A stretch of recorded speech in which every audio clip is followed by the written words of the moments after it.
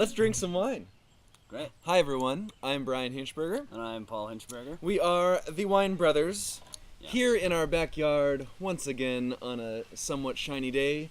There's dogs barking in the background, there's weird noises coming up from across the ravine, but Bear with us. bear with us, by golly, we are going to be tasting some amazing, amazing wines. So I'm very, very, very excited for this little lineup right here. Uno, dos, tres, 1, 2, 3. This is a very, very unique set of bubbly wine from the Penedes in Spain. So, reference point, Barcelona, right? Northeastern Spain. We're talking just kind of walk down the coast and bam, you're in Penedes. Kind of a smaller region, but really, really well known for their whites. Definitely some cava production happening there, and all sorts of really, really cool things, but not super popular. This house, so this is kind of a combination. Essentially, this is Vega de Ribes. Vega de Ribes is run by, the collaboration here, it's more of a collaboration between Vega de Ribes and a guy named Rafael Sala. So, Vega de Ribes has been doing some amazing things. This house has been established within the Penedes for 500 plus years. Wow. Like, we're talking early 1500s, they were making wines. Impressive. Pretty impressive. Since 1996, I believe, they have been all organic. Very, very strict organic, very natural production. Wow. Very cool house. So, what they've done is, Vega de Ribes kind of has the Malvasia de Sitges. They have some Sauvignon Blanc. And we're going to taste some Malvasia de Sitges. And we're going to taste, no Sauvignon Blanc, but their friend, Rafael, has these vineyards a couple miles away of all Xarel-lo. Xarel-lo, one of the big three of cava. So there's Parellada, Macabeo, and Xarel-lo. Spelled Xarel-lo. Right. It's an interesting spelling, but it's called Xarel-lo. Really, really cool grape. Exciting wine. And what we're going to do is they basically got together and they said, let's make wine in these bubbly forms, because they do some still white production. In fact, you should check out our video on the Clar de Castanier, which is all, chestnut barrel, Xarel-lo, Sauvignon Blanc, Malvasia de Sitges. But they got together and they did this thing called Ancestral. So the champagne method going into second fermentation, in bottle, twisty twist, 'Cause these are sparkling, by the way. Sparkling. I think we made it My bad. quite clear. All right. So Ancestral is before all of that secondary fermentation. Paul, hit it. So, like he was saying, secondary fermentation is kind of like they ferment the wine and then they put it in bottle and add a little bit of extra sugar so that it re-ferments and creates CO2 in the bottle, creating the pressure that you find on normal sparkling wines in the Champenois method. This, however, The Ancestral. They actually put it in bottle before it's completely dry. Now, this is when Brian told me this, I was very surprised because it's very difficult to do. I mean, you really would have to know the exact amount of sugar that's left and to be able to control that type of a pressure and bring your temperature down. You have to bring your temperature appropriately so you can stop that fermentation. And then it's like it's like, you know what I mean? It's bringing it back into the bottle so that secondary fermentation happens and we have bubbles. Without too much sugar though, so that it doesn't explode, because absolutely. Yeah. Because it definitely is possible. It could explode. Right? So the Ancestral line, and so Rafael Bartra and Rafael, and then Enriq Bartra, Rafael Sala. These are the two guys that get together. So, Enriq does the Malvasia stuff, and this is more of the Rafael project. So we're gonna start with the Xarel-lo because it's dry. So, a dry bubbly. Look at these gorgeous bubbles. Yeah. Beautiful bubbles. It almost has the bubbles of like a artificially carbonated wine, but it's not. Oh. Like it You know think how so? it's just really really bubbly, which is cool. Super bubbly, all Xarel-lo.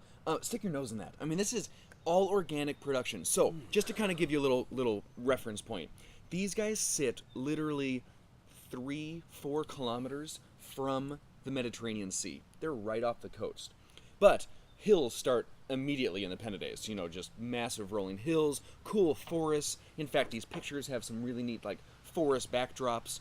But, you know, the water is right there in the distance. Pretty fantastic little view here. So, Paul, what's happening on the Xarel-lo? Hazelnuts. Hazelnuts. Yeah. Maybe chestnuts. It's kind of a... This gives you the nutty characteristic what I think we find in kava. You know, that Right, really yeah. delicious earthy tone that kava is so delicious for. Is right here. apples, Pear. Really fresh and nutty at the same time. It's Fresh and nutty. yeah. I love this. How's the palate taste? What's going on? Amazing bubbles. I love the texture on the tongue. Really playful and lively. And almost spicy. Did you get that? It's like a kind of this fresh like spike of spice, but backed with apples and love. It's like good apple cidery almost. You know, kind of that clove and that Right. Ooh, yeah, I like the clove call. yeah, clove and cinnamon stick. So basically this wine, kind of like the still wine, the Clar de Castanier that we have in another video, is chestnut barrel aged. Not aged, fermented. Fermented. So okay. the original fermentation starts within chestnut barrel. Huh. Do you feel like you taste that? This does. Oh, This yeah. does too, yeah. Well, you mentioned chestnut and hazelnut. Yeah, you're pretty much just got it spot on. I'm kind of a big deal in these parts of Seattle. So chestnut barrel ferment that then is slowed down, stopped, put into bottle, goes into its fermentation so that it is then bottled. Across the board, these are about $30, $35 on the shelf. So we're not talking, you know, cheap Prosecco style, but compared to some of the big champagne houses, I'd much rather drink this. This is exciting, it's fresh, it's Absolutely. vibrant. Let's move on. Let's go on to...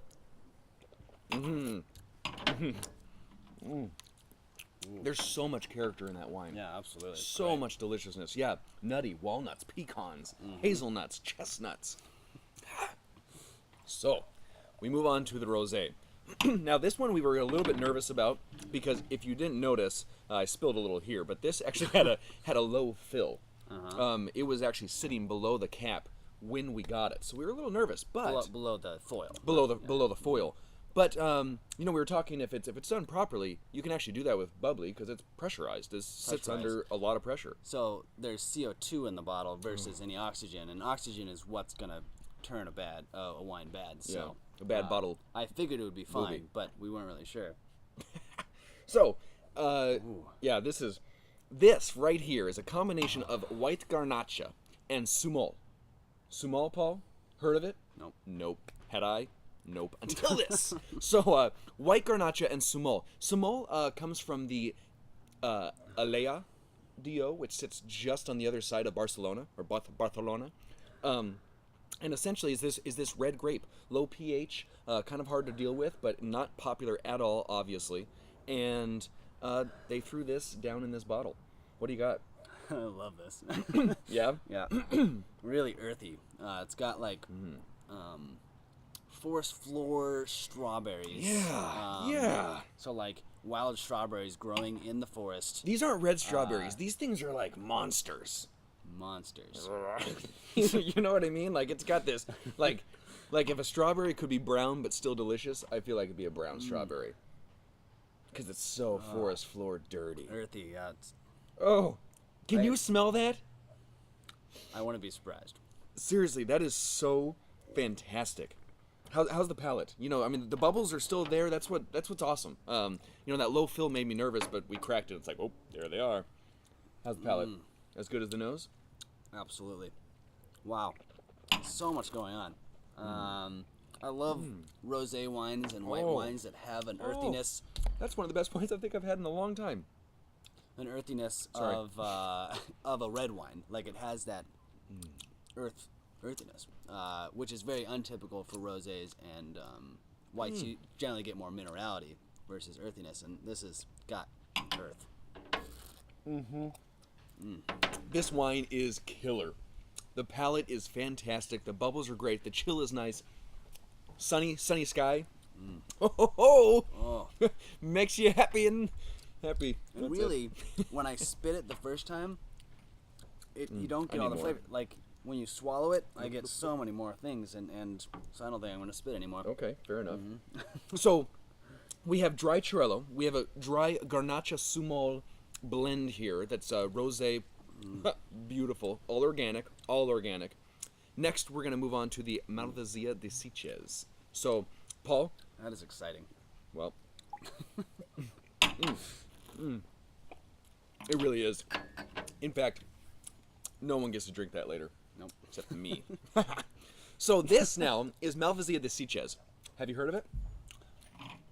I've heard of Malvasia. Yeah. But the Sitges. The Sitges. So, essentially, on the coast there is a little town called Sitges. And that's kind of where it gets its name.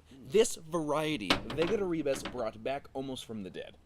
In fact, Slow Foods, they have a Presidio award from Slow Foods for reviving this varietal in the world. Huh? Cool. That's impressive. So that's kind of like the Nobel Peace Prize of wine. Yeah, Nobel Peace Prize. So Enriq Bartra really has done some amazing things because he brought this grape back. Loose clustered, super susceptible to disease, not easy to grow, low yields. I mean, it doesn't really surprise you that it almost went extinct because it's not easy to work with. However, these wines are so full of natural sugar. They're full of great acidity, so they make amazing, robust, dry white wines and really good kind of late harvest sweet bubblies, which in the other video on Vega Ribes, we taste through their dry style, and this is their kind of sweeter bubbles. So, Paul, what's the nose like? Super aromatic. I get prickly pear.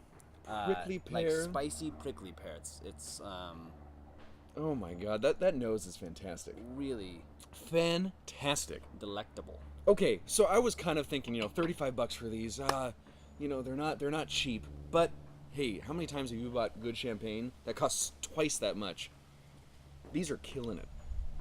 Unbelievable. You're right. The nose has this amazing prickly pear note, the sweetness, but also just this really earthy component still that's just bringing in, so complex. It's hard. It's hard to pick explain. everything out. Sweet pears, almost like a pear tartatin, that you flip over and there's caramely and it's spicy and you just want to. That's a lot of tartatin. So this also all organic, brought back from near extinction. What's the palate like? I haven't tasted it yet. But I absolutely love this. I love the still wine of this.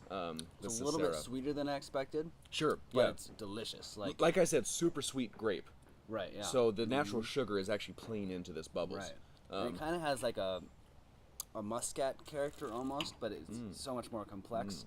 You're right, the sweetness is there. And this is residual sugar. And I would say that when you're doing this Ancestral method, it might be kind of tough. You're truly working with sugar that's built, and then you have to have it re-ferment. It's difficult. So there is a lot of sugar in here, but I think it's delicious. I would like to talk to them about how they do that. All right. Yeah. We'll go have a conversation right after this. this. Give me on the phone. So 3 awesome bubblies from the Penedes region, just southwest of Barcelona. Right, we're talking 4 kilometers, whatever that equals in miles. It's a lot of math. From the water. Up in the rolling hills, almost extinct varietal Malvasia de Sitges, Summol, White Garnatxa, Xarel-lo, 100% organic, all sustainable. This house has been there for 500 years. I rest my case. Everyone, I hope you find these. Drink more bubbles. Yes. And cheers. Salud.